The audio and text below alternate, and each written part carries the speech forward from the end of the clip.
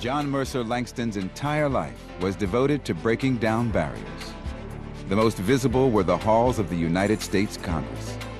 Never before had the Commonwealth of Virginia elected an African American to Congress until he was declared the winner of a disputed election in 1890, 2 years after the election took place. It is contested, so much so that he spends not quite a year in office when he finally does get into place into Washington, D.C. So we even see, even though he's awarded the place or the seat, he's not in for a full term. This distinction followed a powerful history of fighting for the rights of African Americans.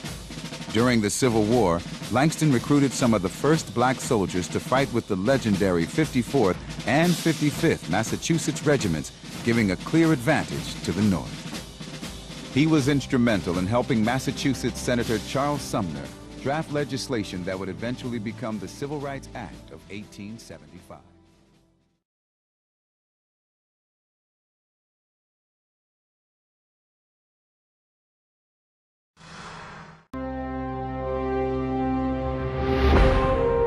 Industry, business, capitalism. These are universal truths about our American culture. That's how our modern economy was built. In the early 20th century, segregation created an entirely separate economy complete with successful African American entrepreneurs. In Richmond, Virginia, young Maggie Walker was about to become a big part of that economy. Maggie Walker was one of the first women in the United States and the first African American woman to create a bank.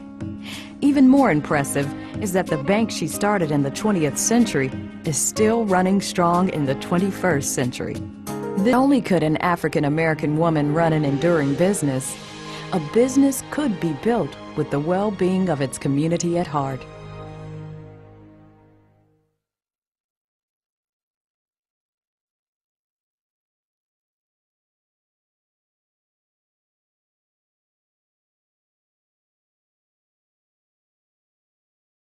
First African-American woman to earn her bachelor's degree.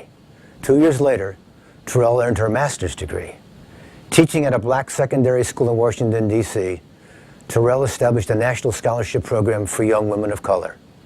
A gifted speaker and organizer, she merged two black women's organizations into the National Association of Colored Women, later renamed the National Association of University Women. Terrell's life, bookended by two historic events, began just 2 months after Lincoln's Emancipation Proclamation and ended 2 months just after the Supreme Court decision in Brown versus the Board of Education. She saw it all.